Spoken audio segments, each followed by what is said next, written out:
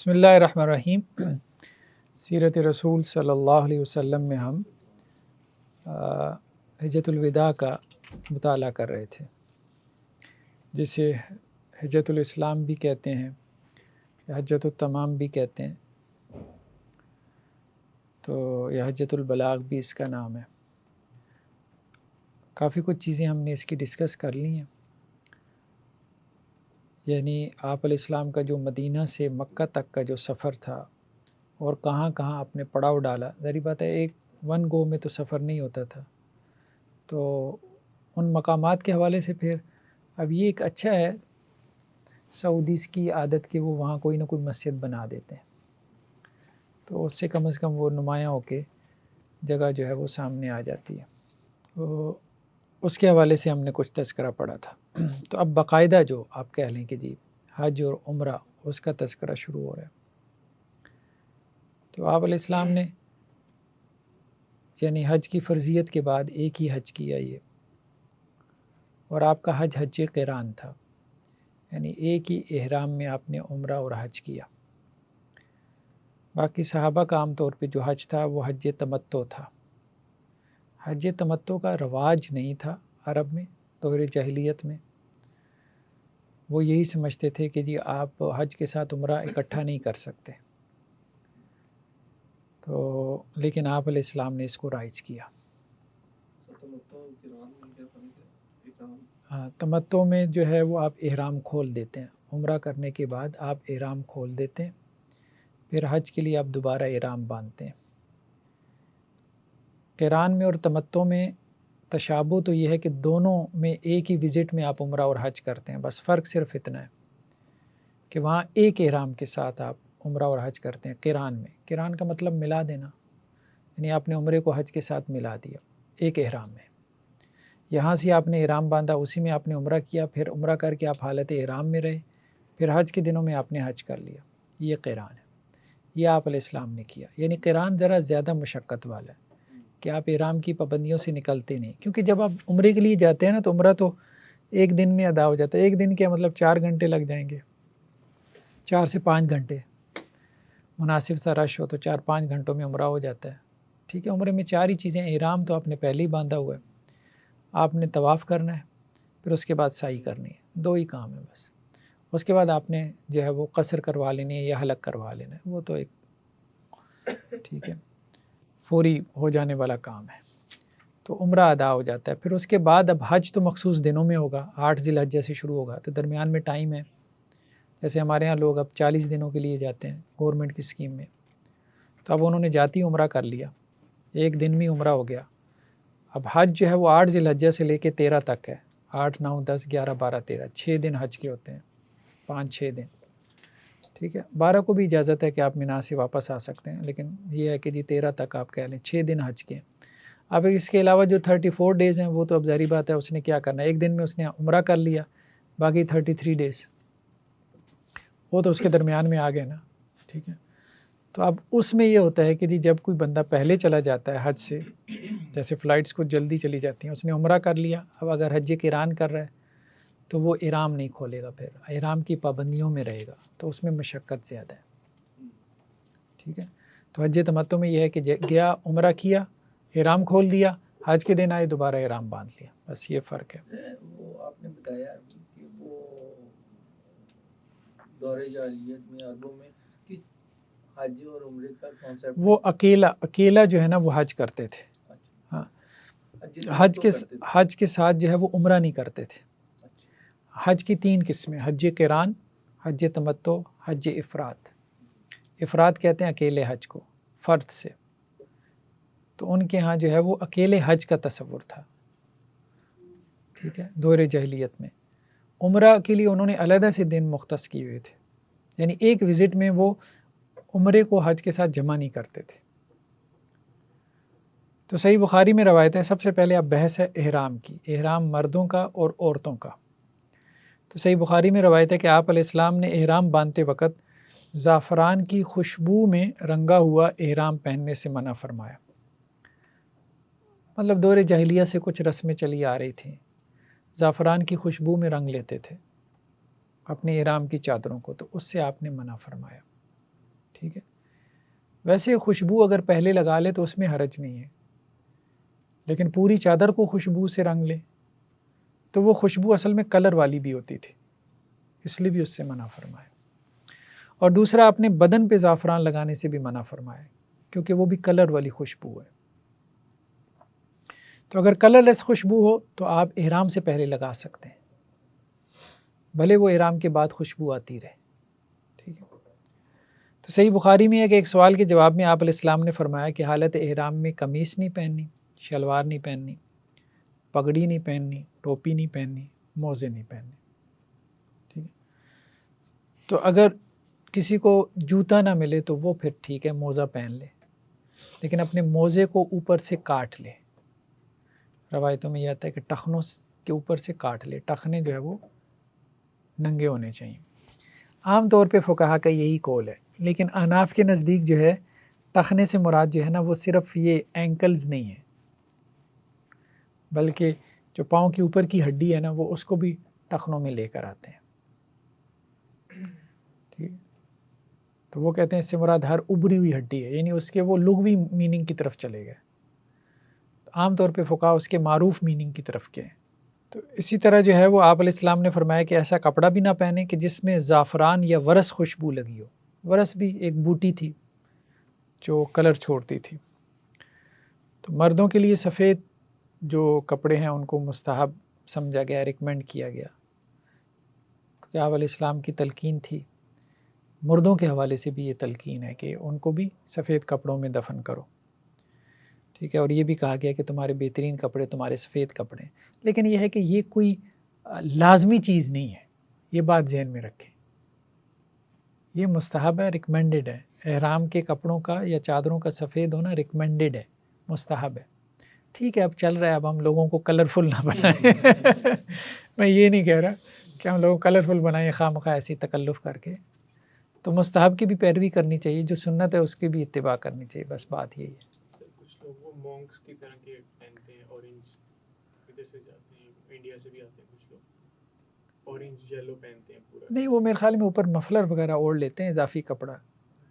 ہاں ایسے نہیں پورا نہیں ہوتا. میں نے تو نہیں دیکھا کبھی، پورا نہیں ہوتا. وہ اوپر انہوں نے کچھ بیگ یا اوپر مفلر پہنے ہوتے ہیں، وہ ٹھیک ہے. وہ اپنی پہچان کے لیے ایسے کرتے ہیں نا کہ سفید کے اوپر نا جیسے اورنج کلر کا مفلر پہن لیا، بلو پہن لیا، ٹھیک ہے، تاکہ دور سے نظر آ جائے کہ جی یہ ہمارے گروپ کا ہے.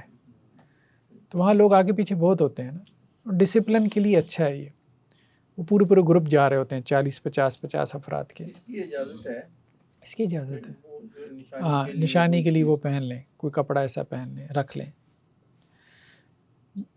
تو عورت کا جو احرام ہے، عورت کا احرام جو ہے وہ اس کے عام کپڑے ہیں، وہ سلے ہوئے کپڑے پہن سکتی ہے. مرد کو سلے ہوئے کپڑے پہننے سے منع کیا گیا، عورت پہن سکتی ہے. ٹھیک ہے. عورت کے لیے مطلب کوئی حرج نہیں ہے سلے ہوئے کپڑے پہننے میں. یہ بھی ریکمینڈڈ ہے یا یہ اس میں لازمی ہے؟ نہیں، سلے ہوئے کپڑے پہننا اس کے لیے، وہی سلے ہوئے کپڑے ہی پہنے گی. باقی یہ ہے کہ عورت مرد کے لیے کیا جس طرح آپ لازمی ہے اس کے لیے. ہاں، مرد کے لیے یہ لازم ہے کہ ان سلے کپڑے پہنے، یہ لازم ہے اس کے لیے. ٹھیک ہے. صحیح بخاری میں حضرت عائشہ رضی اللہ عنہ سے روایت ہے کہ حالت احرام میں وہ کسم میں رنگی ہوئی کپڑے پہن لیتی تھی. کسم ایک جو ہے نا وہ آپ کلر چھوڑنے والی بوٹی تھی. تو اس کا مطلب یہ ہے کہ خواتین رنگدار کپڑے بھی پہن سکتی ہیں. جیسے وہاں خواتین نے عبایا پہنا ہوتا ہے بلیک کلر کا، یا وائٹ کلر کا بھی کچھ پہن لیتی ہیں، کچھ اور کلر کے بھی. تو خواتین کے لیے یہ شرط نہیں ہے. ٹھیک ہے. اور میں نے دیکھا وہاں خواتین ویسے دوسرے کلر بھی پہن لیتی ہیں. مرد تو سفید ہی پہنتے ہیں، لیکن خواتین دوسری بھی پہن لیتی ہیں. عبایا وغیرہ ہر کلر کا چل رہا ہوتا ہے. یہ کلر احرام کبھی دیکھا نہیں کسی کو پہنتے ہوئے، لیکن سب کے جائز ہے. کیا کلر احرام کبھی دیکھا نہیں کسی کو پہنا ہوئے، ہاں لیکن ہے جائز. ہاں جائز ہے، مطلب جواز ہے اس کوئی کا. بندہ اس کا کرتا ہے عمل، اس پہ لوگوں کو بتانے کے لیے کہ وہ ایک سنت چھوڑنی پڑے گی نا پھر. مستحب ہے نا، لوگ بتائیں گے اس کے بغیر بھی ہو سکتا ہے. ہاں تو وہ یہی ہے نا کہ ایک سنت چھوڑنی پڑے گی نا. تو چلیں ٹھیک ہے. اصل میں رنگ برنگے ہو جائیں گے. میں بھی کہتا ہوں کہ نہیں کرنا چاہیے، تجربہ نہیں کرنا چاہیے. بہت ہی لوگ نا رنگ برنگے پہننا شروع کر دیں گے. ابھی یہ جو ایک وہ ہے نا یکسانیت، یہ بڑا جو ہے وہ اٹریکٹ کرتی ہے، بڑا اثر ڈالتی ہے غیر مسلموں کے اوپر بھی، دوسری کمیونٹیز کے اوپر بھی. مطلب ایک یونیفارمٹی شو ہو رہی ہے نا. تو اس لیے اس کو ختم نہیں کرنا چاہیے اس ہارمونی کو. صحیح بخاری میں روایت ہے کہ عورت جو ہے وہ حالت احرام میں نقاب نہیں کرے گی، دستانے نہیں پہنے گی. ٹھیک ہے. تو اب نقاب کی تعریف میں اختلاف ہو گیا. کچھ نے کہا کہ نقاب سے مراد وہ کپڑا ہے جو اس کے چہرے کو ٹچ کرے. تو اس لیے اب وہ احناف میں فتویٰ یہ دیتے ہیں، وہ آگے سے پی کیپ پہن کے نا وہ کہتے ہیں بس لٹکا لے آگے سے کپڑا، چہرے کو ٹچ نہ کر رہا ہو اس طرح سے. ٹھیک ہے. کچھ علماء نے کہا کہ نقاب سے مراد وہ کپڑا ہے جو نیچے سے اٹھا کے چہرے کو ڈھکا جائے. ٹھیک ہے. تو اگر وہ اوپر سے لٹکایا جائے تو وہ نقاب نہیں ہے، تو اس لیے وہ اس کو نقاب میں نہیں لاتے، یعنی گھونگھٹ نکالنے کو نقاب میں نہیں لاتے. تو مختلف جو ہے وہ تعریفات ہیں. کچھ نے یہ بات کہی کہ نقاب سے مراد سلا ہوا کپڑا ہے، خاص طور پہ جو عرف میں معروف ہو کہ یہ چہرہ ڈھکنے کے لیے استعمال ہوتا ہے، جیسے برقع.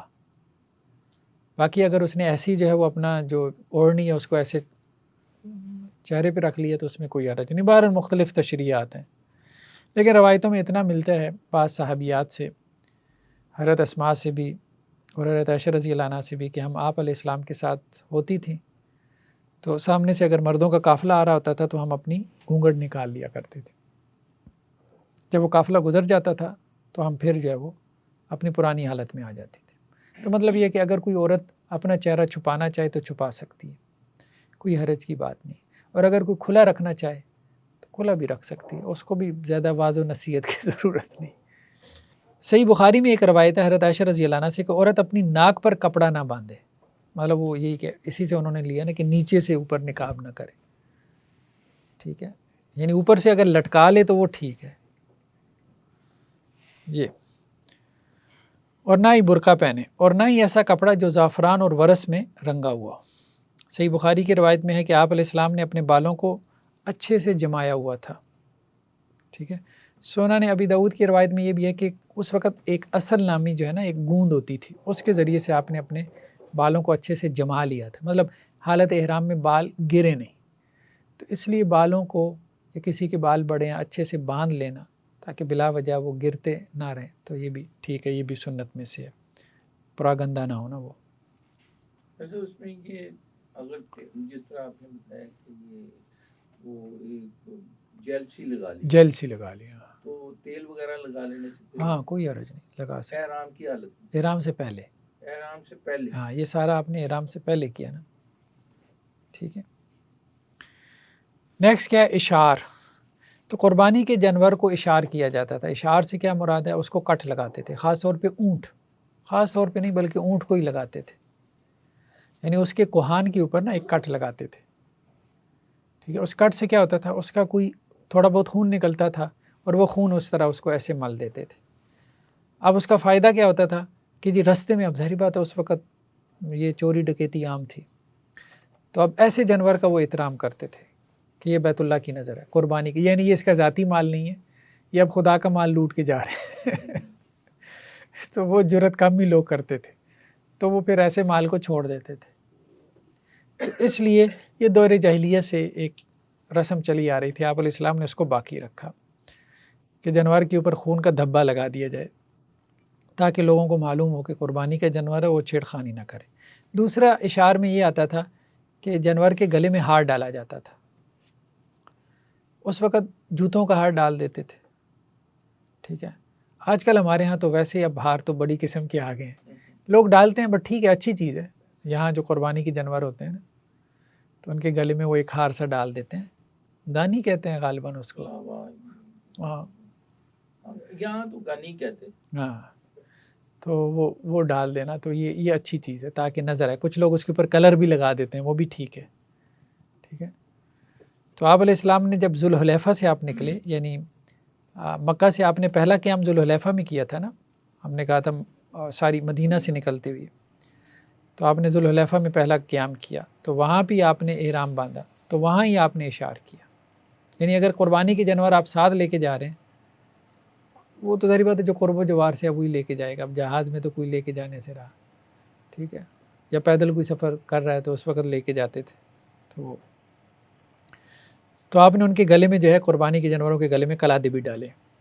تو عبداللہ بن عباس رضی اللہ عنہ سے روایت ہے کہ آپ علیہ السلام نے ذوالحلیفہ میں ظہر کی نماز 2 رکعت پڑھی. یعنی آپ نے قصر شروع کر دی تھی ذوالحلیفہ سے. لاسٹ ٹائم ہم نے نکالا تھا کتنے کلومیٹر تھا یہ غالباً کوئی میرے خیال بس یہی 18-20 کلومیٹر اتنا ہی ہوگا, ٹھیک ہے, مدینہ سے. لیکن چونکہ سفر لمبا تھا تو آپ نے جو ہے وہ وہاں سے قصر شروع کر دی. تو ظہر کی نماز جو ہے وہ آپ نے ذوالحلیفہ میں پڑھائی, اور آپ نے اپنی اونٹنی کے کوہان کے دائیں جانب ہلکا سا زخم لگایا اور اس کے گلے میں 2 جوتوں کا ہار بھی پہنایا. اس کے بعد آپ نے سفر شروع کر دیا. بعض روایتوں میں یہ بھی ہے کہ آپ نے عصر کی نماز ذوالحلیفہ میں پڑھائی. ہاتھ خود پہنایا آپ نے اپنی اونٹنی؟ ہاں خود پہنایا, 2 جوتوں کا ہار. لوگ جوتے لگا دیں نا نئی گاڑی پر تاکہ نظر نہ ہاں. لگے. نہیں یہ قربانی کے جانوروں کے لیے, قربانی کے جانوروں کے لیے. نظر کے لیے نہیں, اس کا نظر سے تعلق نہیں تھا, اس کا ہاں پہچانے جائیں, وہ پہچانے جائیں. جی نہیں وہ تو ظاہر بات ہے وہ تو نہیں تھی نا, مطلب جو ویسی قربانی کے لیے لے کے جا رہے تھے. تو قربانی جو آپ علیہ السلام نے کی نا وہ 100 اونٹ تھے. حجۃ الوداع کے موقع پہ جو آپ علیہ السلام نے قربانی کی وہ 100 اونٹ تھے. وہ مدینے سے ہی لے کے آئے تھے. کچھ روایتوں میں یہ بھی ہے کہ کچھ حضرت علی لے کے آئے تھے یمن سے, لیکن زیادہ تر مدینے سے ہی گئے تھے. تو بکری کو اشار کرنے کا نہیں ملتا, چونکہ چھوٹا جانور ہے نا, وہ بیچاری ویسی قربان نہ ہو جائے وقت سے پہلے. تو بڑا جانور ہے, ظاہر بات بڑے جانور کو تو کوئی فرق نہیں پڑتا, ٹھیک ہے. تو صحیح بخاری کی روایت میں ہے کہ آپ علیہ السلام نے ایک شخص کو دیکھا, وہ قربانی کا جانور ہانک رہا تھا, یعنی خود پیدل چل رہا تھا, قربانی کے جانور ہانک رہا تھا, اونٹ. آپ علیہ السلام نے کہا اس پہ سوار ہو جا, کہنے لگے جی قربانی کے جانور ہے. لیکن وہ بھائی سوار ہو جا, کہنے لگے جی قربانی کے جانور. اللہ کے رسول صلی اللہ علیہ وسلم نے کہا بھائی میں کہہ رہا ہوں سوار ہو جا, تیرے اوپر افسوس. ٹھیک ہے قربانی کرنی ہے, لیکن اب تو جا رہا ہے حج کے لیے جا رہا ہے تو اس پہ سوار ہو جا. ممانعت نہیں ہے, کہنے کا مقصد یہ تھا. دور جاہلیت میں کچھ چیزیں ایسی تھیں نا کہ وہ اس کو ممنوع سمجھتے تھے, تو آپ علیہ السلام نے اس کے بارے میں پھر توجہ دلائی کہ یہ چیزیں ممنوع نہیں ہیں. لیکن اب چونکہ ان کے ہاں وہ ایک چلی آ رہی تھی نا, تو ان کو ذرا مشکل لگتا تھا, اس کو ایکسیپٹ کرنا مشکل لگتا تھا. حضرت حفصہ سے ہے کہ انہوں نے آپ علیہ السلام سے پوچھا کہ لوگوں نے عمرہ کے بعد جو ہے وہ احرام کھول دیے جبکہ آپ نے نہیں کھولا. تو آپ نے فرمایا کہ میں نے اپنے سر کے بال جما لیے اور قربانی کے جانور کے گلے میں ہار ڈال رکھا ہے, لہذا میں حج کے بعد احرام کھولوں گا. یعنی آپ نے حج قران کیا تھا نا, تو آپ نے عمرے کے بعد احرام نہیں کھولا, باقی لوگوں نے کھول لیا تھا. ان کو آپ علیہ السلام نے کہا تھا کہ تم کھول دو, کیونکہ وہ قربانی کے جانور نہیں لے کے آئے تھے. تو جو قربانی کا جانور ساتھ لے کے جائے تو وہ قران کرے, یہ بات ہے روایتوں میں.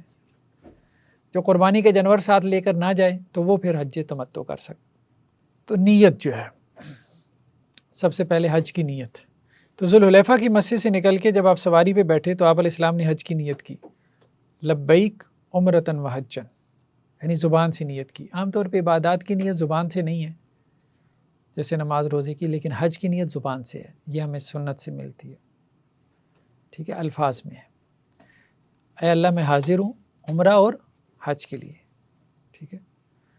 تو صحیح بخاری میں ہے کہ زبا بنت زبیر, حضرت زبیر کی بیٹی تھی زبا, انہوں نے اپنی بیماری کی شکایت کی. تو آپ علیہ السلام نے فرمایا کہ تم یوں نیت کر لو کہ یا اللہ میرے حلال ہونے کا مقام وہی ہے جہاں تو نے مجھے روکا, اللہم محلی حیث حبستنی, مطلب جہاں تک میں جا سکتی ہوں وہاں تک میں جاؤں گی. جہاں اب بیماری نے اس کے بعد آگے بڑھنے کی اجازت نہ دی تو میں پھر وہاں پہ اپنا احرام کھول دوں گی, تو تمہیں اس کا ثواب مل جائے گا. کہنے کا مقصد یہ ہے کہ جس کو یہ لگے بھی نہ کہ پتہ نہیں میں کر بھی پاؤں گا کہ نہیں, وہ بھی نکل جائے, لیکن یہ نیت کر کے کہ یا اللہ جہاں تک چلا گیا وہاں تک چلا جاؤں گا, واپس آ جاؤں, تو اس کو بھی اللہ تعالیٰ انشاءاللہ اجر دیں گے, عمرے اور حج کا اجر دیں گے. تو یہ ایک بات اللہ کے رسول صلی اللہ علیہ وسلم نے ان کو بتائی.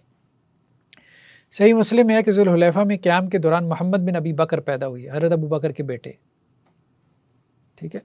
یعنی حضرت ابو بکر کی جو اہلیہ تھی وہ حاملہ تھی جب مدینہ سے نکلے, بچے کی امید سے تھی. تو جب ذوالحلیفہ پہنچے ہیں تو ان کی ولادت ہوئی محمد بن ابی بکر کی. یعنی وہ عورتیں بہرحال ان حالات میں بھی انہیں شوق ہوتا تھا نیکی کا, بھئی اللہ کے رسول کے ساتھ حج ہے, پتہ نہیں دوبارہ ملے گا نہیں ملے گا, میں نے تو جانا ہے تو وہ ساتھ نکل جاتی تھی. تو حضرت اسماء بنت امیس جو ہے ان کو نفاس کا خون جاری ہوا, تو پھر حضرت ابوبکر آپ کے پاس آئے, کہنے لگی تھی اب کیا حکم ہے. تو آپ علیہ السلام نے فرمایا کہ انہیں کہیں کہ غسل کر کے احرام باندھ لیں اور ہمارے ساتھ پھر حج کے اعمال کریں. بس صرف طواف سے منع کیا جاتا ہے مینسز میں یا نفاس کی حالت میں, طواف سے صرف منع کیا جاتا ہے. باقی یہ ہے کہ حج کے جتنے اعمال ہیں وہ عورت کر سکتی ہے, وہ کرے. طواف تو وہ کرے حج کا, وہ پھر بعد میں کرتی ہے نا جب پاک ہو جاتی ہے. حج کرنے کے صحیح بعد بھی اس میں آ جاتی ہے. قضا ہو گیا. ہاں قضا ہو گیا نا, وہ بعد میں ادا کرتی ہے وہ طواف. جی صحیح بھی اس میں آ جاتی ہاں, ہے. تو آپ سائی بھی کر سکتی ہے. صحیح بھی کر ہاں سائی بھی کر سکتی ہے, صرف طواف سے منع کیا گیا. تو طواف کے لیے اس کو مسجد میں جانا پڑے گا نا, تو مسجد میں جانا اس کا منع ہے. تو جو آج کل بنا ہوا ہے وہ صحیح والا حصہ, وہ کہتے ہیں جی مسجد کا حصہ نہیں ہے.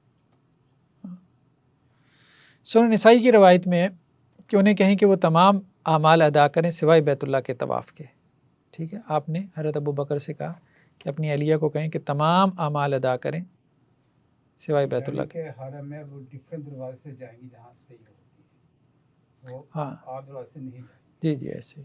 نیکسٹ کیا ہے, نیت کے بعد تلبیہ, یعنی احرام باندھ لیا, احرام کی 2 چادریں سارا کچھ, پھر اس کے بعد اس کی نیت ہے جو زبانی کرنی ہے, اور اگر قربانی کے جانور ہیں تو ان کو اشعار کرنا ہے, اور اس کے بعد تلبیہ پڑھنا ہے.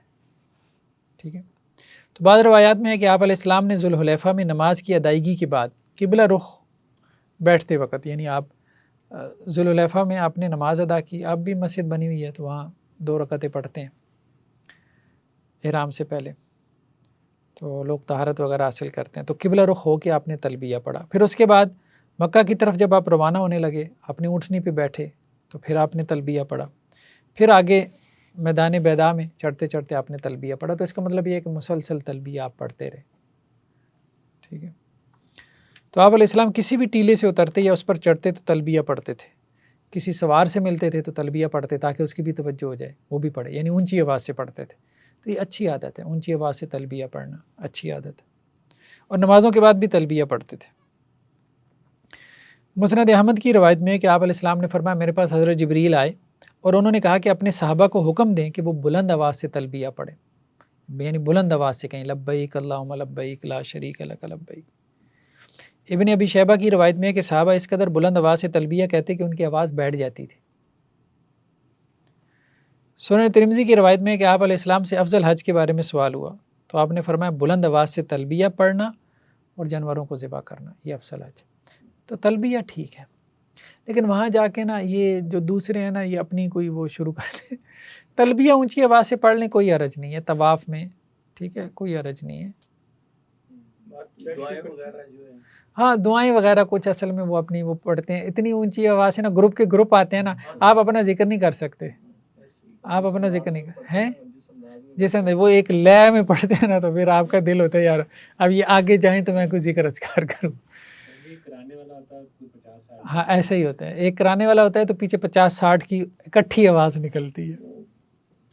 یہ کون لوگ کرتے ہیں؟ یہ زیادہ تر ملیشینز انڈونیشینز ہوتے ہیں. وہ تو کہ وہ ایک نے نا کتاب پڑھی ہوتی ہے, ہاتھ میں پکڑی ہوتی ہے چھوٹی سی بکلیٹ سی, تو وہ آگے آگے چل کے بہت اونچی آواز اس کی ہوتی ہے. تو اب شروع ہوا, پہلے شاید نہیں تھا یہ. حالات تو والے کے گروپ آتے ہیں نا, ہاں جنہیں گروپ عربی آتے وغیرہ نہیں آتی, وہ ان کا ایک جو گائیڈ ہوتا ہے وہ پڑھتا وہ گائیڈ ہوتا ہے. تھوڑا سا آہستہ کر لیں اگر اپنی دعائیں وغیرہ پڑھنی ہے تاکہ دوسرے لوگ بھی پڑھ لیں.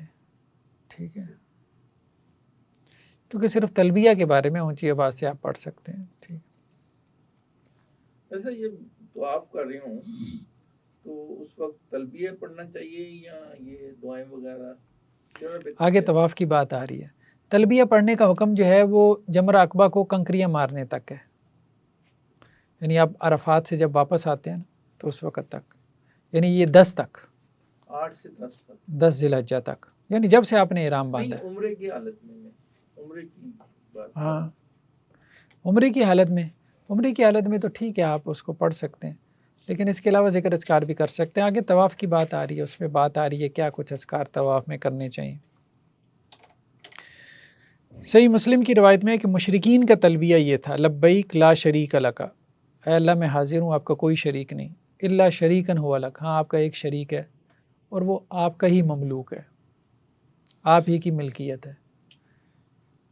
تملک و ما ملک, جو اس کے پاس ہے اس کے بھی آپ ہی مالک ہیں اور خود اس شریک کے بھی آپ ہی مالک ہیں. یعنی وہ مالک و مختار کل اللہ کو ہی مانتے تھے, نیچے انہوں نے بنا رکھے تھے. اصل بات یہ ہے, تو آپ علیہ السلام نے اس تلبیہ سے منع کر دیا. پرنسپلی یہ الفاظ غلط نہیں لگتے, پرنسپل یہ الفاظ غلط نہیں لگتے، ٹھیک ہے، لیکن اشتباہ ہوتا ہے، اشتباہ ہو جاتا ہے، بلکہ منع کیا آپ علیہ السلام نے، منع کر دیا نا، روک دیا نا. لیکن یہ ہے کہ لوگ کہتے ہیں یا الحجویریہ میں اللہ کے واسطے یہ تو پرنسپلی شاید ٹھیک ہو، لیکن یہاں تو وہ شریک کا لفظ بھی بولتے تھے نا، لبیک لا شریک لک، میں حاضر ہوں، آپ کا کوئی شریک نہیں، الا شریک، ہاں ایک شریک ہے آپ کا، ایک شریک ہے، کون سا؟ ہوا لک، وہ آپ کا ہی ہے، آپ کی مخلوق ہی ہے، ٹھیک ہے. تملکو وما ملک، آپ اس کے بھی مالک ہیں، اس شریک کے بھی، اور جو شریک کے پاس ہے اس کے بھی آپ ہی مالک ہیں، یعنی وہ خود سے ہمیں کچھ نہیں دے رہا، جو آپ نے اس کو دیا اسی میں سے ہمیں دے رہا ہے. اس سے بھی آپ علیہ السلام نے منع کیا. صحیح بخاری کی روایت میں کہ آپ علیہ السلام نے تلبیہ یوں پکارا، لبیک اللہم لبیک لا شریک لک لبیک ان الحمد والنعمت لک والملک لا شریک لک. اب یہی تلبیہ چلتا ہے، اب سب یہی پڑھ رہے ہیں. تو مدینہ سے نکل کے پھر اس کے بعد ذوالحلیفہ پہ آپ کا پڑاؤ تھا، پھر اس کے بعد جو ہے وہ روحا کے مقام پہ، یہ کوئی 75 کلومیٹر ہے دور ہے مدینہ سے، روحا کا مقام، یہاں آپ نے پڑاؤ ڈالا. ٹھیک ہے، تو یہاں صحابہ نے ایک زیبرے کو دیکھا زخمی حالت میں، تو آپ علیہ السلام نے کہا کہ اس کے شکاری کا انتظار کرو. مطلب ظاہر بات ہے یہ تو حالت احرام میں تھے نا، ان میں سے تو کسی نے نہیں اس کو وہ تیر مارا یا نیزہ مارا، اس کو نیزہ لگا ہوا تھا. تو آپ علیہ السلام نے کہا کہ انتظار کرو، اس کو کچھ نہ کرو. تو پھر ایک صاحب آئے بنو سلیم کے، ان کا نام زید بن کعب تھا، وہ مطلب اپنے شکار کا پیچھا کرتے کرتے آئے. تو انہوں نے جب دیکھا کہ اللہ کے رسول صلی اللہ علیہ وسلم ہے، تو وہ کہنے لگے جی میں نے آپ کو ہدیہ کیا. تو آپ علیہ السلام نے پھر صحابہ کو کہا کہ اس کو مطلب تقسیم کر لو. تو حالت احرام میں شکار نہیں کر سکتے، اس سے منع کیا گیا. لیکن کسی اور نے شکار کیا ہو اور آپ کو ہدیہ کر دے تو اس میں کوئی حرج نہیں. اور یہ بھی منع ہے کوئی اور آپ کے لیے شکار کرے، پھر بھی منع ہے. لیکن اس نے اپنے لیے شکار کیا اور اب آپ کو ہدیہ کرتی ہے تو اس میں کوئی حرج نہیں، اس کو آپ کھا سکتے ہو. اس کے بعد ایک اور مقام کا تذکرہ ملتا ہے اسایہ. تو وہاں پہ آپ علیہ السلام کا جب گزر ہوا تو ایک آپ نے ہرن کو دیکھا، اس ہرن کے جو ہے وہ تیر نیزہ لگا ہوا تھا. تو آپ علیہ السلام نے ایک صحابی کو اس کے پاس کھڑے رہنے کا حکم دیا، تم کھڑے رہو یہاں سے ہم لوگ گزر جائیں، یعنی اس کو دیکھ کے لوگوں کا دل نہ للچائے. تو وہ آگے کھڑا کر دیا، مطلب نظر نہ آئے. ٹھیک ہے، مفت میں ہرن مل رہا ہو کس کو برا لگتا ہے؟ آپ کو بھی برا نہیں لگے گا. ٹھیک ہے، یا کم از کم لوگ حسرت سے دیکھتے ہوئے گزر کے جائیں گے، تو بہتر ہے کسی کو حسرت نہ ہو. تو واقعی کی روایت میں ہے کہ عرج کے مقام پہ آپ علیہ السلام نے قیام کیا، تو آپ کے خیمے میں جو ہے وہ حضرت عائشہ، حضرت ابوبکر اور ان کی اہلیہ اسماء موجود تھیں. اصل میں آپ علیہ السلام نے اپنا سامان جو تھا نا، خاص طور پہ کھانے پینے کا سامان، وہ حضرت ابوبکر کے حوالے کیا. تو حضرت ابوبکر نے اپنے اونٹ پہ اپنا بھی کھانے پینے کا سامان اور آپ علیہ السلام کا بھی رکھوا لیا. ٹھیک ہے، وہ اونٹ جو ہے وہ اب جو حضرت ابوبکر کا غلام تھا وہ لے کے آ رہا تھا. وہ غلام ماشاءاللہ سے ماشاءاللہ تھا، تو اس نے وہ اونٹ گم کر دیا. بس وہ اونٹ بھی گیا، سامان بھی گیا کھانے پینے کا. تو اب حضرت ابوبکر رضی اللہ عنہ اپنی اہلیہ حضرت جو ہے وہ ان کے ساتھ آئے ہیں، کیا نام ہے، اسماء کے ساتھ آپ علیہ السلام کے خیمے میں. اسماء بنت امیس، ایک قسم کی بیٹی بھی تھی نا، ایک ان کی بیٹی بھی. ابوبکر کی دو ہی بیٹیاں تھیں، حضرت عائشہ اور حضرت اسماء. تو حضرت اسماء بنت امیس کے ساتھ وہ آئے آپ علیہ السلام کے خیمے میں. تو آگے سیدہ عائشہ رضی اللہ عنہ اور آپ علیہ السلام تھے. تو حضرت ابوبکر کا مطلب ذہن یہ تھا کہ ابھی غلام کو کہتے ہیں بھائی کھانا لے کے آؤ تو ہم مل بیٹھ کے کھانا کھاتے ہیں نا، ان کا ذہن یہ تھا. تو انہوں نے جب غلام سے پوچھا کہ بھائی وہ لے آؤ اپنا کھانے کا سامان، تو اس نے خوشخبری سنائی کہ جی وہ تو اونٹ ہی غائب ہو چکا ہے. تو حضرت ابوبکر کو غصہ آ گیا، بھائی سارا کھانے پینے کا سامان مطلب اونٹ کے اوپر، اب مکے تک کیا کریں گے، کیا کھائیں پیئیں گے، مطلب 2 گھروں کا کھانے پینے کا سامان تو گم کر بیٹھے. تو حضرت ابوبکر اٹھ کے اس کو مارنے لگ گئے. تو اللہ کے رسول صلی اللہ علیہ وسلم نے کہا کہ دیکھو یہ حالت احرام میں کیا کر رہا ہے، حالت احرام میں دیکھو کیا کر رہا ہے. تو خیر بہرحال اتنے میں جو ہے وہ لوگوں کو بھی خبر ہوئی کہ آپ علیہ السلام کا سامان آگے پیچھے ہو گیا. تو آل فضالہ بنو اسلم سے ان کا تعلق تھا، ایک خاندان تھا. تو یہ لوگ آئے تو آپ علیہ السلام کے لیے جو ہے نا ایک بڑے سے پیالے میں حلوہ سا بنا کر لے کر آئے. تو آپ علیہ السلام نے حضرت ابوبکر کو متوجہ کیا، کہا دیکھو وہ تو غائب ہو گیا، اللہ نے اس سے بہتر ناشتے کا انتظام کر دیا، مطلب اپنا غصہ ٹھنڈا کرو اور آ جاؤ، کھانے پینے کا انتظام اللہ کی طرف سے ہو گیا. تو خیر بہرحال وہ پھر ناشتہ وغیرہ کر ہی رہے تھے. تو اتنے میں وہ صحابی آگے صفوان بن معطل، جن کے بارے میں روایتوں میں ملتا ہے کہ آپ علیہ السلام ان کو پیچھے چھوڑتے تھے تاکہ اگر کسی کی کوئی چیز رہ گئی ہو تو وہ اٹھا کے لے آئے. یہ عائشہ کے معاملے میں ہاں انہی کے اوپر تہمت تھی نا. تو وہ اونٹ لے آئے، ان کو وہ اونٹ مل گیا تھا حضرت ابوبکر کا. تو اللہ کے رسول صلی اللہ علیہ وسلم نے کہا ابوبکر اٹھو، اب اپنی چیزیں پوری کر لو. حضرت ابوبکر نے چیزیں پوری کرنے لگی، جی ایک پیالہ غائب ہے. تو وہ غلام کہنے لگے جی وہ میرے پاس ہے. تو خیر بہرحال یہ معاملہ اس طرح سے ہوا. واقعی کی روایت میں ہے کہ حضرت سعد بن عبادہ کو معلوم ہوا تو وہ بھی آ گیا آپ علیہ السلام کے پاس، اپنے بیٹے کو بھی لے آئے. جی آپ پتہ چلا آپ کا کھانے کا سامان آگے پیچھے ہو گیا، تو آپ کا اونٹ بھی آگے پیچھے ہو گیا. تو وہ ایک اونٹ لے آئے کہ آپ یہ اونٹ رکھ لیں. تو آپ علیہ السلام نے فرمایا نہیں، وہ مل گیا ہے، ہمارا اونٹ مل گیا، کھانے پینے کا سامان بھی مل گیا. تو باقی یہ ہے کہ اللہ تعالیٰ آپ کے مال میں برکت دے. اور مدینہ سے نکلنے کے بعد سے آپ مسلسل ہماری ضیافت میں ہیں. تو بہرحال یہ بہت بڑی بات ہے. تو حضرت سعد نے کہا اللہ کے رسول صلی اللہ علیہ وسلم ہمارا خیال تو یہی ہے کہ جو مال آپ کے کام آ جائے ہمارے اس مال سے بہت بہتر ہے جو ہمارے پاس رہ جائے. تو ہمیں تو اس کی خوشی زیادہ ہوتی ہے کہ آپ اس کو قبول کر لیں. تو بہرحال اللہ کے رسول صلی اللہ علیہ وسلم نے کہا بھئی آپ بالکل صحیح کہہ رہے ہیں اور اللہ نے آپ کو بہت اچھے اخلاق دیے، لیکن اونٹ وغیرہ پھر آپ نے نہیں لیا. یمن کے لوگوں کی عادت تھی، اور آج کل پاکستانیوں کی بھی سارے پاکستانیوں کی نہیں لیکن پاکستانی اس حوالے سے کافی بدنام ہو رہے ہیں، زیادہ راہ لے کے نہیں جاتے تھے اور وہاں مانگ تانگ کے گزارا کرتے تھے. تو قرآن نے اس طرف توجہ دلائی. ٹھیک ہے، اب تو لوگ حرم میں بیٹھ کے ویڈیوز بنا رہے ہیں اور بتا رہے ہیں کہ جی یہاں پاکستانی کیا کر رہے ہیں، بلکہ سعودی گورنمنٹ اس حوالے سے کوئی قانون سازی بھی کرنے جا رہی ہے پاکستانیوں کے حوالے سے کہ کافی زیادہ انہوں نے وہاں مانگنے تانگنے کا کام شروع کر دیا. یہ تو پروفیشنل قسم کے لوگ ہو گئے ہیں، ہاں کچھ عرصے بعد جاتے ہیں وہ ایسا ہی ایسے ہی ہے. خود میں نے دیکھے ہیں وہاں کافی مانگنے والے، خود میں نے دیکھے. تو ہیں آپ کی سرائیکی بیلٹ سے بہت ہیں، پنجابی بھی ہیں، سرائیکی بیلٹ سے زیادہ ہیں. تو یہ یمن کے لوگوں کی عادت تھی، بغیر زیادہ راہ لیے جو ہے وہ سفر پہ نکل جاتے تھے اور کہتے تھے ہم توکل کرنے والے ہیں. تو اور مکہ میں آ کے لوگوں سے مانگتے تھے تو قرآن نے منع کر دیا وَتَزَوَّدُوا فَإِنَّ خَيْرَ الزَّادِ التَّقْوَىٰ. جب نکلو حج اور عمرے کے لیے تو زیادہ راستے کا خرچ لے لیا کرو، وہاں جا کے لوگوں سے مانگ تانگ کرنا یہ تو مناسب نہیں ہے نا، یہ مناسب. ابن حبان کی روایت میں ہے کہ مقام عرج کے بعد آپ نے سکیہ کے مقام پہ جو ہے وہ پڑاؤ ڈالا اور اگلی صبح آپ ابوا پر پہنچے.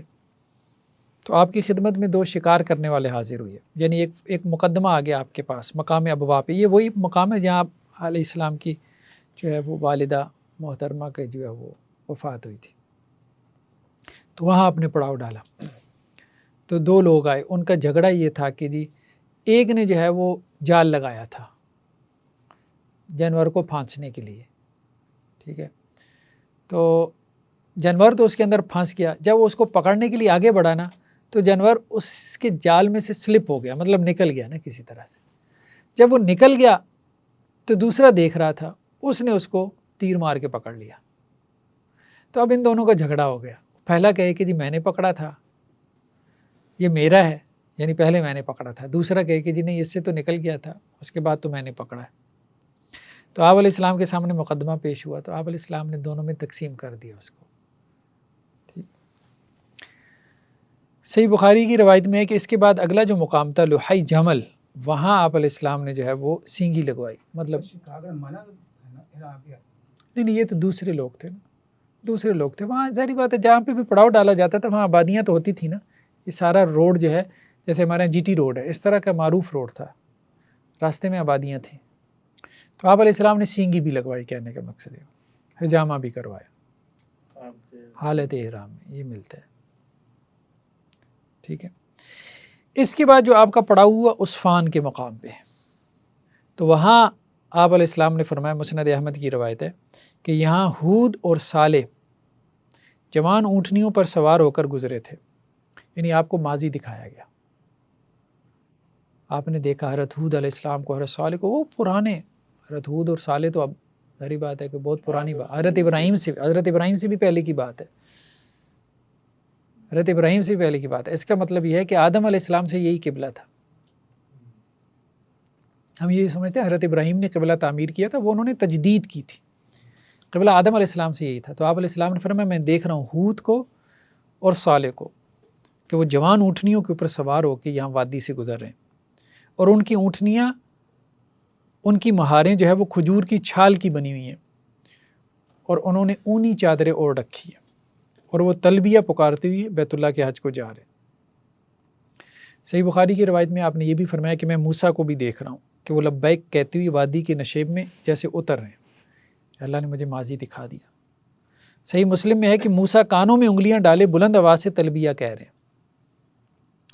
تو یہ وہی وادی ہے جہاں ہجرت کے موقع پہ سراقہ نے امان طلب کی تھی. یہ وہی وادی عصفان، سراقہ بن مالک نے پیچھا کرتی ہوئی، تو یہ گویا کہ مکہ کے قریب آ جاتی ہے. ٹھیک ہے. تو پچھلے انبیاء حضرت موسیٰ علیہ السلام بھی یہاں حج کرنے کے لیے آئے. اس سے محسوس ہوتا ہے سارے انبیاء یہاں حج کرنے کے لیے آئے، بیت اللہ کا، سارے انبیاء. یہ بیت المقدس جو ہے یہ اس کی ابتدا حضرت بیت المقدس وہ حج کے لیے نہیں تھا. نہیں، وہ ابتدا تو حضرت داؤد سے ہوئی ہے. بیت المقدس کی ابتدا حضرت سلیمان علیہ السلام، سلیمان. حضرت سلیمان علیہ السلام سے ہوئی. تو جو یہ حکم دیا کہ وادی ہے وہ حضرت موسیٰ علیہ السلام کو کہ آپ فلسطین جائیں، وہ نہیں، وہ تو ویسے جیسے دیکھیں مسجد نبی ہمارے یہاں مقدس مقامات میں سے ہے، تو مسجد اقصیٰ بھی مقدس مقامات میں سے ہے. تیسرا بڑا مقدس مقام مسجد اقصیٰ ہے، لیکن مسجد نبی کا حج تو نہیں ہوتا نا. وہ ہمارے یہاں فقیر کہہ دیتے ہیں اللہ تعالیٰ تینوں مدینے دا حج کرائے وہ پیسے لینے کے لیے کہہ دیتے ہیں، مدینے کا حج تو نہیں ہوتا نا. ٹھیک ہے، حج تو صرف مکہ کا سے ہی مقدس ہے. ہاں، مطلب شروع سے ہی جتنے بھی انبیاء تھے وہ سب یہاں بیت اللہ میں ہی حج کے لیے آتے رہے. سر لغوی معنی میں لے رہے ہیں نا کیا؟ مدینے کا حج. ہاں نہیں، وہ ٹھیک ہے، زیارت تو ٹھیک ہے، زیارات میں تو ظاہری بات ہے مقدس میں مقامات ہیں. ہاں وہ شروع سے ہی انبیاء کے لیے، لوگوں کے لیے مقدس جگہ ہے. ہاں، مسجد اقصیٰ شروع سے ہی مقدس مقام ہے حضرت سلیمان علیہ السلام کے زمانے سے. تو عصفان کے بعد مقام صرف پہ جب یہ قافلہ پہنچا تو حضرت عائشہ رضی اللہ عنہ جو ہے انہوں نے آپ علیہ السلام سے کہا کہ جی میرے جو ہے وہ نماز چھوڑنے کے دن شروع ہو گئے، ناپاکی کے ایام شروع ہو گئے. بلکہ وہ تھوڑا سا بے چین بھی ہو گئی، کہنے لگی اللہ کے رسول مجھے تو یہ لگتا ہے کہ عورتوں کو اللہ نے صرف شر کے لیے پیدا کیا ہے. تو آپ علیہ السلام نے کہا نہیں، ایسی بات نہیں ہے، بس اللہ تعالیٰ کی بندیاں، اللہ نے ان کے لیے ایک چیز کو آزمائش بنا دیا. کیوں کہی شر کے لیے ایسے کیوں کہا؟ مطلب یہ ہے کہ کوئی خیر کا کام کرنا چاہتی ہیں تو درمیان میں اس طرح کی رکاوٹیں آ جاتی ہیں، تو ایسے لگتا ہے جیسے اللہ نے ہم سے صرف کوئی شر کا ہی کام لینا تھا، کوئی نیکی ہم سے نہیں کروانی تھی یا ہمیں نہیں کرنے دینی تھی. تو اب ظاہری بات ہے ایک جوش جذبے سے یہاں سے بھی اگر کوئی خواتین جا رہی ہیں تو ایک جوش جذبے سے جا رہی ہیں نا. ٹھیک ہے، وہ جوش جذبہ تو فوراً انسان کا مان تو پڑ جاتا ہے نا، اچانک جب اس کو پتہ چلے کہ نہیں بھئی آپ حج عمرہ نہیں کر سکتے یا طواف نہیں کر سکتے.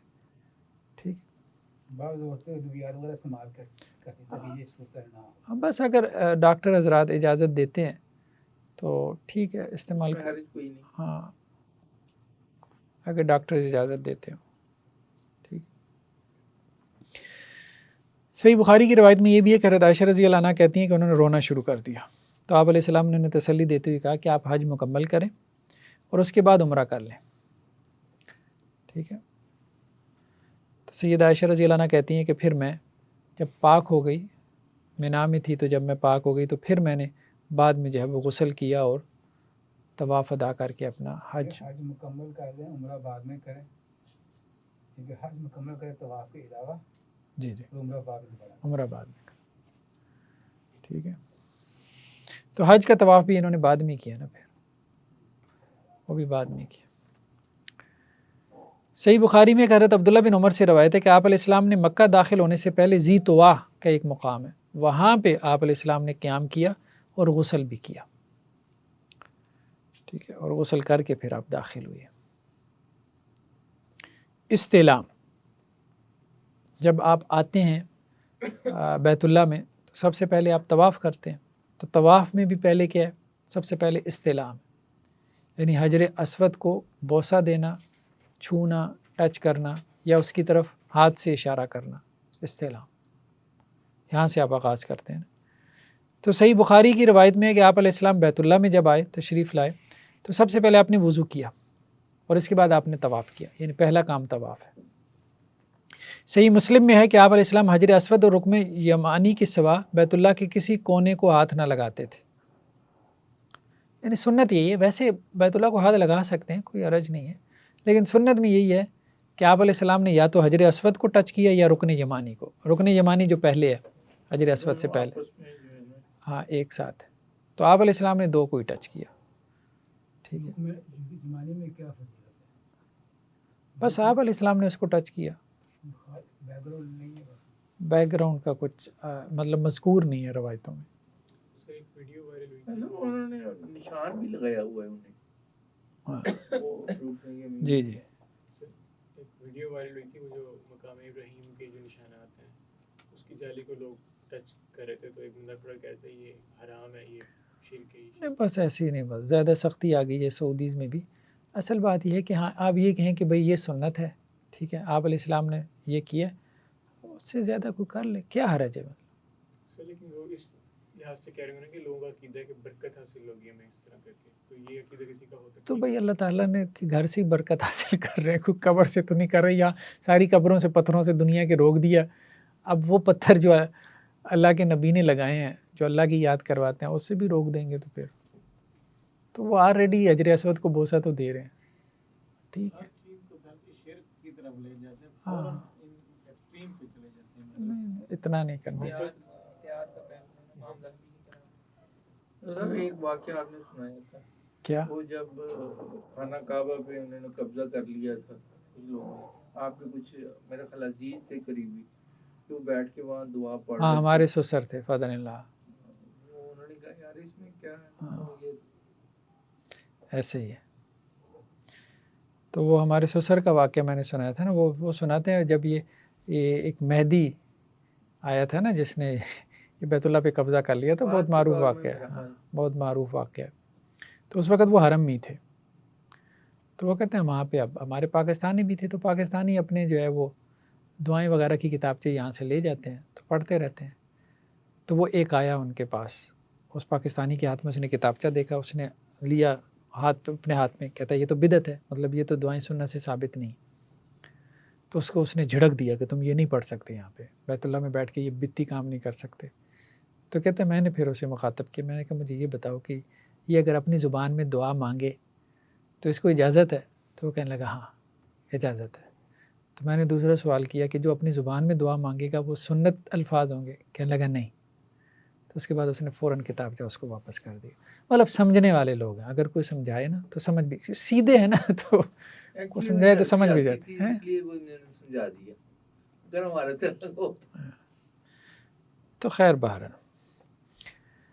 اصل میں یہ ہے کہ بیت اللہ کے ساتھ نا، بیت اللہ کے ساتھ تو اس قسم کی وابستگی مطلوب ہے، ٹھیک ہے، لوگ جیسے وہاں جا کے اپنا چہرہ رگڑتے ہیں، اپنا جسم رگڑتے ہیں بیت اللہ کی دیواروں کے ساتھ، ٹھیک ہے، یہ مطلوب ہے، کرنا چاہیے، ٹھیک ہے، اس میں کوئی حرج کی بات نہیں۔ ایموشنز کا اظہار بھی تو ہے نا، ہاں ایموشنس کے ساتھ، وہ بیچارہ یہاں پہ بھی نہ کرے تو پھر کہاں کرے ٹھیک ہے، کہاں کرے پھر، بات تو یہی ہے۔ باقی آپ کو کوئی زیادہ احتیاط ہے تو آپ نہ کرو، پھر یہی ہے، آپ کو زیادہ احتیاط ہے تو آپ نہ کرو، آپ صرف سنت تک ہی محدود ہو جاؤ، ٹھیک ہے، لیکن اگر کوئی کر رہا ہے تو اس کو روکو نہیں، یا اس کے اوپر فتویٰ نہ لگاؤ۔ ویسے وہاں سعودیز، ویسے میں نے دیکھا بیت اللہ کے ساتھ اس طرح سے روکتے نہیں ہیں۔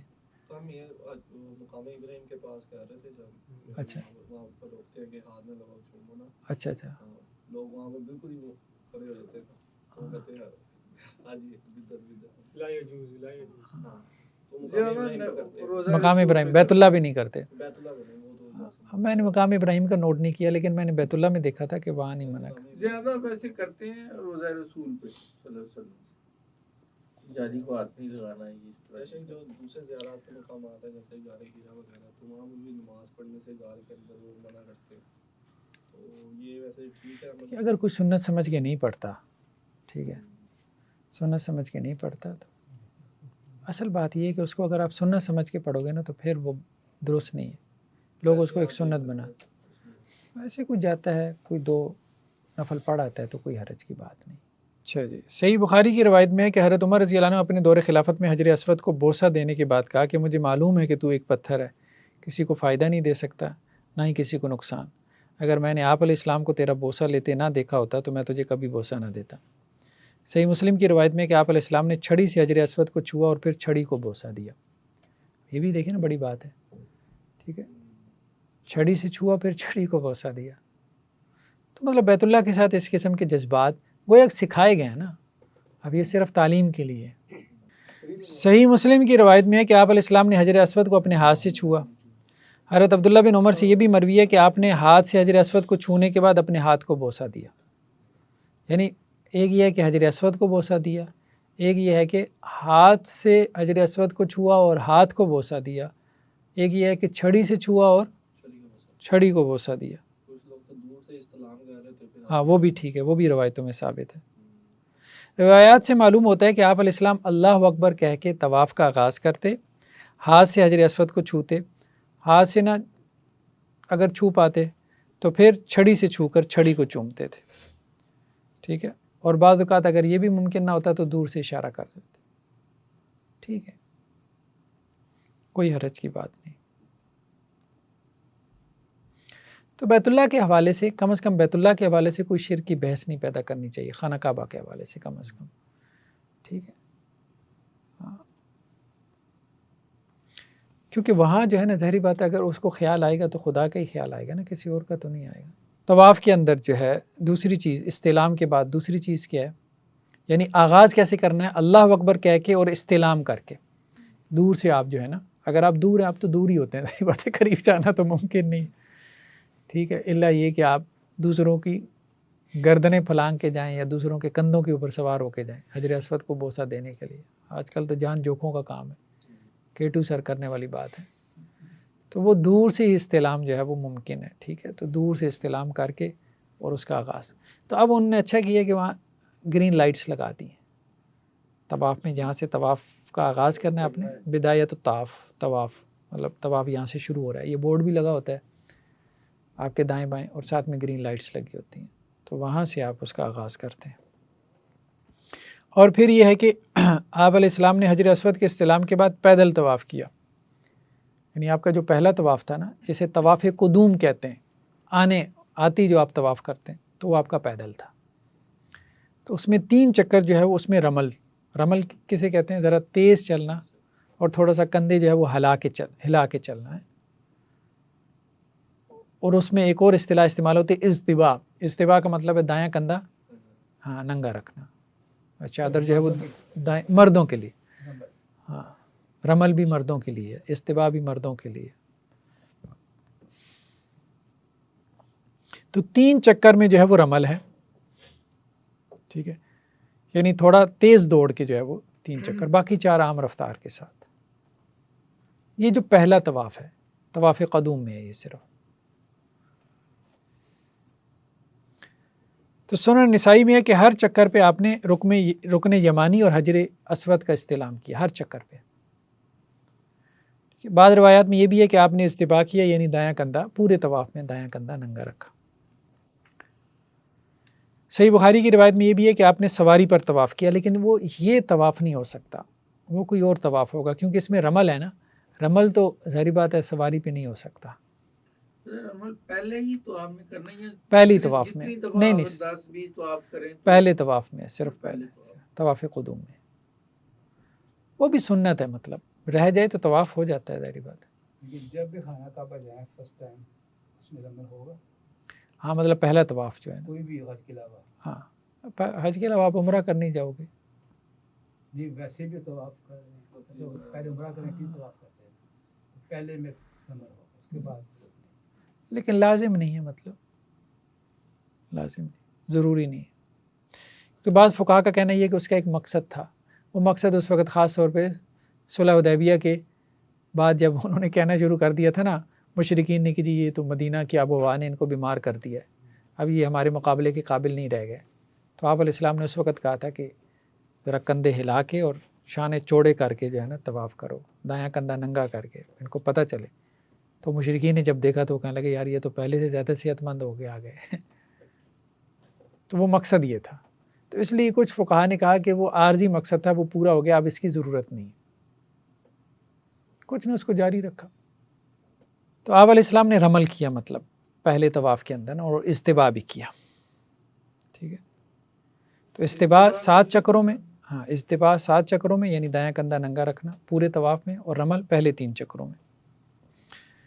تو سواری بھی جو آپ نے طواف کیا وہ یہ نہیں تھا، وہ کوئی اگلا طواف تھا، وہ پہلا نہیں تھا، اس میں زیادہ بہتر بات یہی ہے۔ صحیح بخاری کی روایت میں ہے کہ آپ علیہ السلام نے آیا تھا کہ آپ نے حضرت الوداع میں سواری پہ کیا تھا کہ لوگ دیکھ لیں مجھے، وہی ہوا نہیں آگے بھی طواف ہے نا، طواف افاضہ بھی ہے، طواف زیارت بھی ہے، کوئی ایک تو طواف نہیں ہے، ہم اس کی بات کر رہے ہیں۔ تو اس کے بارے میں زیادہ بہتر رائے یہی ہے کہ وہ جو آپ نے سواری پہ طواف کیا تھا وہ طواف افاضہ تھا، طواف زیارت تھا، جو 10 کو کیا جاتا ہے، ٹھیک ہے،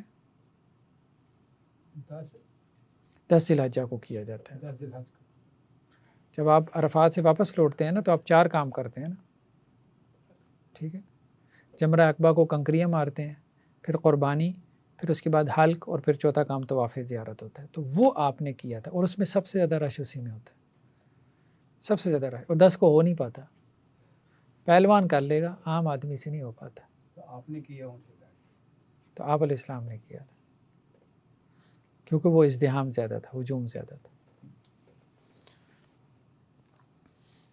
سنن ابی داؤد کی روایت میں ہے کہ حجر اسود کے استلام کے بعد آپ علیہ السلام دروازے اور حجر اسود کے مابین مقام ملتظم پر کھڑے ہوئے، یعنی وہی بات جو آ رہی ہے نا، دروازے اور حجر اسود کے درمیان یہ مقام ملتظم، دروازے کے اب ظاہر بات ہے وہاں اگر جگہ نہ ملے تو پھر تو ٹھیک ہے نا، وہ تو یہی ہے کہ جی آپ مقام ابراہیم کے پیچھے 2 رکعت نفل پڑھ لیں، اب کہاں جگہ ملتی ہے مقام ابراہیم کے پیچھے، تو آپ پیچھے چلے جاتے ہو تو ٹھیک ہے، لیکن یہ ہے کہ انسان کو پتہ ہونا چاہیے کہ اصل میں مقام کون سا ہے، تو مقام جو ہے وہ دروازے اور حجر اسود کے درمیان کا ہے، وہ پوری دیوار ہاں، تو آپ علیہ السلام نے اپنے بازوؤں کو پھیلایا، اپنا سینہ اور چہرہ بیت اللہ کے ساتھ چمٹا لیا، اس مقام پہ سینہ بھی لگایا اور اپنے جو ہے وہ چہرہ بھی لگایا۔ حالانکہ یہ مقام رش بالکل نہیں تھا، یہ کام کرنا بڑا آسان ہے، لوگوں کو پتہ نہیں یہ کام آسان ہے، کیونکہ لوگ باپ نیچے کھڑے ہوتے ہیں نا عام طور پہ، ہاں ہاں، اسے مشکل سمجھتے ہیں، نہیں وہاں اتنا رش ہوتا ہے کہ وہاں وہ بین الحجر اسود تو وہ تھوڑی سی تو جگہ ہے، کتنے فٹ پوری جگہ، دیوار نہیں ہے، وہ چند فٹ بھی نہیں ہوگی میرے خیال میں، 2-4 فٹ بھی مشکل سی ہوگی، تو وہ تو رش کم ہوتا ہے، دروازے پہ زیادہ ہوتا ہے۔ صحیح بخاری کی روایت میں ہے کہ آپ علیہ السلام رکن یمانی اور حجر اسود کے مابین یہ دعا پڑھتے تھے، ربنا آتنا فی الدنیا حسنہ وفی الآخرۃ حسنہ وقنا عذاب النار، ایک ہی دعا مسنون ہمیں ملتی ہے، باقی جو مرضی دعا کریں، ذکر اذکار کریں طواف کے دوران، رکن یمانی اور حجر اسود کے درمیان یہ دعا۔ تو مسند احمد کی روایت میں کہ طواف نماز کی طرح ہے، طواف میں باتیں کم کیا کرو، ٹھیک ہے، مطلب ذکر اذکار زیادہ کرو، تو اذکار کرتا رہے بندہ، تو دعا ہے، پھر مقام ملتظم ہے، پھر اس کے بعد اذکار ہے۔ ایک چیز طواف میں وہ کہتے ہیں کہ کعبے کو دیکھنا اور ایک ناپ نہ کرتے ہیں اس سے، کیونکہ یہ عبادت ہے، عبادت میں کعبے کو نہیں دیکھنا، نہیں ایسی کوئی بات نہیں ہے، ہاں کعبے کو نہیں کعبے کو دیکھا جا سکتا ہے، کوئی ایسی بات نہیں، کوئی ممانعت کی ہمارے پاس دلیل نہیں ہے۔ اگر نماز پڑھ رہے ہیں سامنے کعبہ ہے تو ٹھیک ہے، کعبے کی طرف دیکھ لے تو کیا حرج ہے، کوئی حرج نہیں، کوئی حرج نہیں۔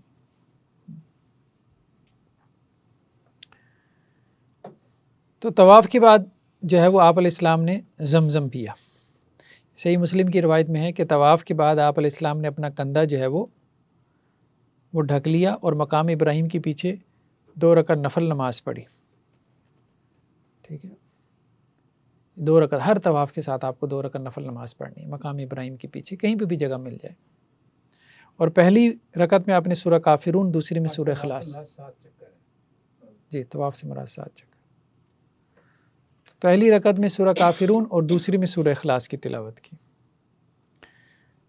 پھر مسند احمد کی روایت میں ہے کہ نوافل کی ادائیگی کے بعد آپ زمزم کے کنویں کے پاس آئے. اب تو وہاں انہوں نے کولرز رکھے ہوئے ہیں، ٹھیک ہے، تو آپ نے پانی پیا بھی اور اپنے سر پہ بھی ڈالا تھوڑا بہت مطلب. پھر حجر اسود کی طرف آ کے اس کا استلام کیا اور پھر حجر اسود کی سیدھ میں صفا کی طرف چلے گئے. ٹھیک ہے، پانی پینے کے بعد پھر استلام کیا اور پھر صفا کی طرف گئے. تو صفا کے قریب پہنچ کے آپ نے آیت مبارکہ ان الصفا والمروۃ من شعائر اللہ یہ تلاوت کی اور کہا کہ میں وہیں سے شروع کرتا ہوں جہاں سے اللہ تعالیٰ نے شروع کیا. ٹھیک ہے، تو صفا پہاڑی پہ پھر آپ چڑھے اور آپ نے بیت اللہ کی طرف دیکھا، یعنی طواف مکمل ہو گیا. آپ پھر سائی کے لیے آپ پہلے صفا کی طرف جائیں گے اور صفا پہاڑی پہ چڑھ کے بیت اللہ کی طرف دیکھیں گے اور پھر آپ نے اللہ اکبر 3 مرتبہ کہا، یعنی قبلہ رخ ہو کے اللہ اکبر اللہ اکبر اللہ اکبر. پھر اللہ کی بڑائی بیان کی، لا الہ الا اللہ وحدہ لا شریک لہ لہ الملک ولہ الحمد وہو علی کل شیء قدیر، لا الہ الا اللہ وحدہ انجز وعدہ ونصر عبدہ وہزم الاحزاب وحدہ. یہ جملے آپ نے 3 مرتبہ کہے. ٹھیک ہے، پھر اس کے بعد آپ علیہ السلام نے دعا کی. تو دعا کرنے کے بعد لمبی دعا ہوتی تھی آپ کی. پھر آپ مروہ کی طرف چل پڑے اور وادی کے درمیان میں آپ نے دوڑ لگائی. وادی کے درمیان میں اب انہوں نے وہاں گرین لائٹس لگا دی ہیں، وہاں تھوڑا سا تیز دوڑنا ہے. تو سنن نسائی کی روایت میں کہ آپ نے فرمایا وادی کو دوڑ کر عبور کرو. مسند احمد کی روایت میں ہے کہ اس کے بعد آپ نے فرمایا کہ سعی کرو کہ اللہ عز و جل نے سعی کو فرض کیا ہے، تو سعی بھی لازم ہے. طواف کے علاوہ سعی بھی لازم ہے، حج کے ارکان میں سے. صحیح مسلم میں ہے کہ جب آپ مروہ پہ پہنچے تو آپ نے وہی عمل دہرایا جو آپ نے صفا پہ کیا تھا، یعنی بیت اللہ کی طرف رخ کیا، 3 مرتبہ اللہ اکبر کہا، پھر اس کے بعد کلمات حمد و ثنا کہے، پھر اس کے بعد دعا فرمائی. اس میں تھیم یہ کہ حضرت حاجرہ نے ایسا کیا تھا. حضرت حاجرہ نے ایسا کیا تھا ایسے. صحیح مسلم ہے حضرت عبداللہ بن عباس سے روایت ہے کہ آپ علیہ السلام کو دیکھنے والوں کا رش لگ گیا تو آپ نے سواری پہ طواف کیا، یعنی لوگوں کے ہجوم کی اذیت سے بچنے کے لیے. صحیح مسلم میں حضرت جابر سے روایت ہے کہ آپ نے طواف اور سعی دونوں سواری پر کیے، یعنی سعی بھی آپ نے سواری پہ کی. ٹھیک ہے، اب بھی خیر وہ ہوتے ہیں ویل چیئر والے بھی ہوتے ہیں جو معذور اور بزرگ یا خواتین کو وہ اپنا طواف بھی کروا دیتے ہیں اور جو ہے وہ سعی بھی کروا دیتے ہیں، پیسے لیتے ہیں. رضاکارانہ طور پہ بھی بہت سارے لوگ، ہاں رضاکارانہ طور پہ بھی آپ کو ویل چیئرز مل جاتی ہیں. آپ خود سے بہت لوگ تو کہتے ہیں یہ ہم کروا دیتے ہیں آپ کو، آپ سے نہیں ہوتے. یہ دیکھا ہے میں نے. کم ہے اب کم ہے، شاید آپ نے پرانا کوئی دیکھا ہو. تو اس وقت تو بڑے لوگ تھے، یقین جانے. 100-150 ریال لیتے ہیں. سر آپ نے ایک اور چیز دیکھا، وہاں پہ وہ فی سبیل اللہ کرسیاں ملتی ہیں ویل چیئر، لوگ وہاں سے لیتے ہیں اور پھر آگے کچھ پیسوں میں خود کرواتے ہیں. ہاں ایسا بھی ہے. فی سبیل اللہ جو ہے وہ حرم کے اندر وقف کرسیاں پڑی ہوئی ہیں تو لوگ وہاں سے لے لیتے ہیں اور پھر پیسے لے کے کرواتے ہیں. تو وہاں الیکٹرک بھی ہیں، الیکٹرک بھی ہیں، وہ جو سب سے اوپر چلتی ہے میرے خیال میں وہ چھوٹی سی کار ہوتی ہے، وہ بھی کرواتے ہیں. ٹھیک ہے، تو مطلب یہ ہے کہ کیا جا سکتا ہے، اس سے استفادہ کیا جا سکتا ہے، کوئی حرج کی بات نہیں ہے.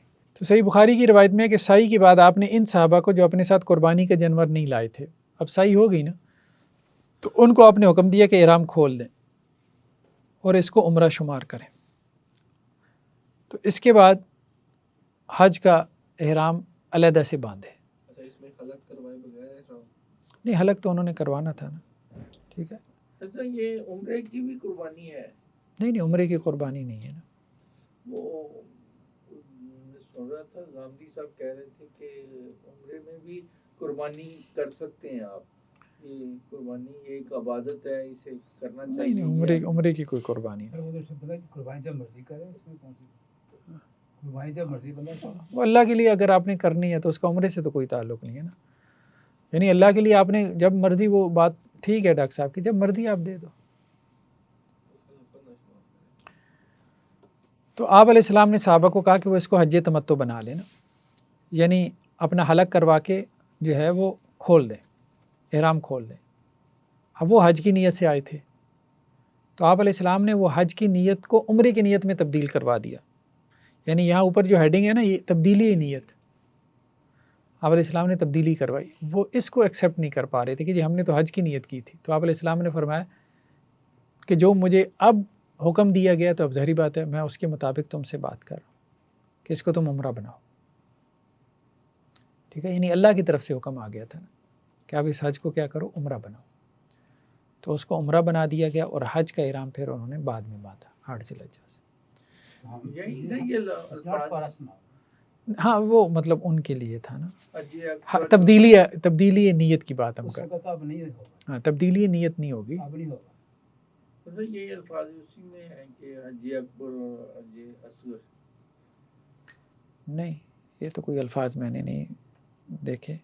نہیں ویسے قرآن میں ذکر ہے نا حج کیا؟ اکبر اور نہیں، حج اکبر کا ذکر ہے، حج اکبر حج کو ہی کہتے ہیں، عمرے کو بھی، عمرے کو حج اصغر کہتے ہاں ہیں، جی، ہاں عمرے کو کہتے ہیں۔ صحابہ نے عرض کی کہ اللہ کے رسول ہم نے، قرآن میں اصغر کا لفظ نہیں قرآن میں نہیں، صحابہ نے عرض کی اللہ کے رسول ہم نے حج کی نیت کی ہوئی ہے، ہم کیسے احرام کھول دیں؟ آپ نے فرمایا میں کہہ رہا ہوں کہ احرام کھول دو۔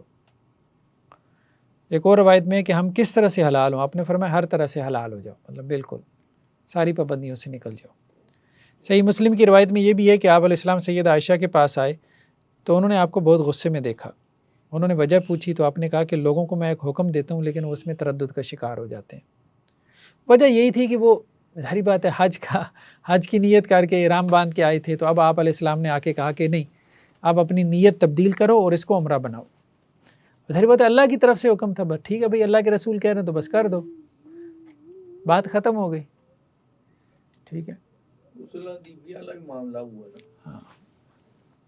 صحیح بخاری میں عبداللہ بن عباس رضی اللہ عنہ سے مروی ہے کہ اس تردد کی وجہ یہ تھی کہ دور جاہلیت میں حج کے دنوں میں عمرہ کرنے کو گناہ کبیرہ سمجھا جاتا تھا، حج کے دنوں میں عمرہ نہیں کرتے تھے، اور یہ معروف تھا کہ جب تک اونٹوں کو لگائے گئے زخم مندمل نہ ہو جائیں اور ان پر اون نہ آ جائے اور سفر کا مہینہ نہ گزر جائے اس وقت تک عمرہ نہیں ہو سکتا۔ تو یہ دور جاہلیت کی وہ چونکہ چلی آ رہی تھی نا، تو اس لیے اس کو جو ہے وہ کیا گیا۔ تو صحیح بخاری میں کہ آپ علیہ السلام نے خطبہ دیا اور کہا دیکھو میں تم میں سب سے زیادہ متقی ہوں، اگر میرے ساتھ قربانی کا جانور نہ ہوتا تو میں بھی اسی طرح حلال ہو جاتا۔ اب انہوں نے یہ بھی تو سوچا نا کہ اللہ کے رسول نے نہیں کھولا تو ہمیں کہہ رہے کھولنے۔ تو آپ علیہ السلام نے کہا کہ دیکھو میرے ساتھ قربانی کا جانور ہے، جو قربانی کا جانور لے کے آیا تو وہ احرام نہ کھولے، جو نہیں لے کے آیا تو وہ اس کو عمرہ بنائے، ٹھیک ہے۔ نہیں عمرہ بنا لے، احرام کھول کے عمرہ بنا، ہاں احرام کھول کے عمرہ بنا لینا۔ کیا احرام، عمرے کے احرام تو باندھتے ہیں، عمرے کے لیے احرام باندھا جاتا ہے، تو وہ ہو گیا نا، اب اس نے طواف کر لیا، اس نے سعی کر لی، عمرہ ہو چکا۔ ہاں ایک ترتیب سے ہم چل رہے ہیں نا، طواف ہم نے پڑھ لیا، اللہ کے رسول صلی اللہ علیہ وسلم کی سعی بھی کر لی، تو سارے لوگ آپ کے ساتھ ہی ہیں نا۔ تو اب آپ کہہ رہے ہیں کہ جو جانور نہیں لے کر آئے تو وہ احرام کھول دیں، اس کو عمرہ بنا یہ وہ لیں، موقع جیسے عثمان کا واقعہ اس کی بات کر رہے ہیں، حجۃ الوداع کا موقع۔ اور جو جانور لے کر آئے ہیں تو وہ احرام نہ کھولیں، جو نہیں لے کر آئے تو وہ احرام کھول دیں، یہ پابندی ہے جو جانور لے کے آئے ساتھ تو وہ قران کر لے، اور جو نہیں لے کر آیا تو وہ اب تمتع کرے گا۔ اب تو ہم آلریڈی شروع سے ہی جو ہے نا وہ نیت کر کے جاتے ہیں نا، یعنی کہ آپ نے حکمن کیا کہا کہ قران کرو یا تمتع یہ کر دو، یہی ہے حکمن کہا تمتع کرو، قران کرو تو حکم دے دیا نا، تمتع کرو، تمتع کرو، تمتع حکم دے دیا، باقی لوگ نہ کریں، کیا مطلب؟ عمرہ کھول، یعنی جن کے پاس جاننا ہے اور وہ قرآن کرو، اپنے احرام کھول لیں اور آگے حج نہ کریں، یہی ہے نہیں حج تو کریں گے نا، حج تو کریں گے، نہیں جو قربانی کے جانور نہیں لے کے وہ حج نہیں کریں گے نا، حج کریں گے لیکن ابھی کے لیے احرام کھول دیں کیونکہ حج میں کافی دین ہے نا، احرام کی پابندیوں سے نکل جائیں گے۔ اچھا ان کا قران کو تمتع میں کنورٹ کر دیا، ہاں آپ نے حکمن کیا، جی جی، تو وہ قران بھی نہیں کرتے تھے، وہ صرف حج کی نیت کرتے تھے، یہی بات تو ہم پڑھ رہے ہیں، دور جاہلیت۔ دور جاہلیت صرف حج کی نیت کرتے تھے۔ تو آپ علیہ السلام نے حج کے ساتھ عمرے کو ملا دیا. یہ بات ہو رہی.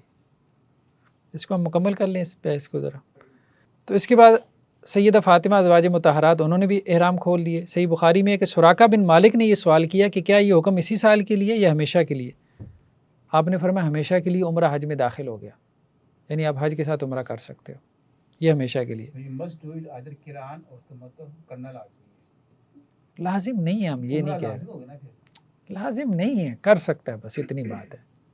جا کے حج افراد ہاں صرف حج کر کے آ جائے.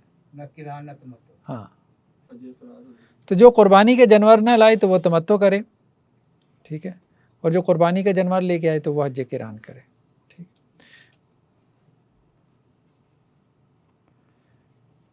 چلیں جی، میرے خیال میں اتنا ہی کافی ہے. نیکسٹ ٹائم پھر جو ہے نا آگے مقام ابدخ سے پڑھیں گے. ٹھیک ہے. سبحانک اللہم و بحمدک.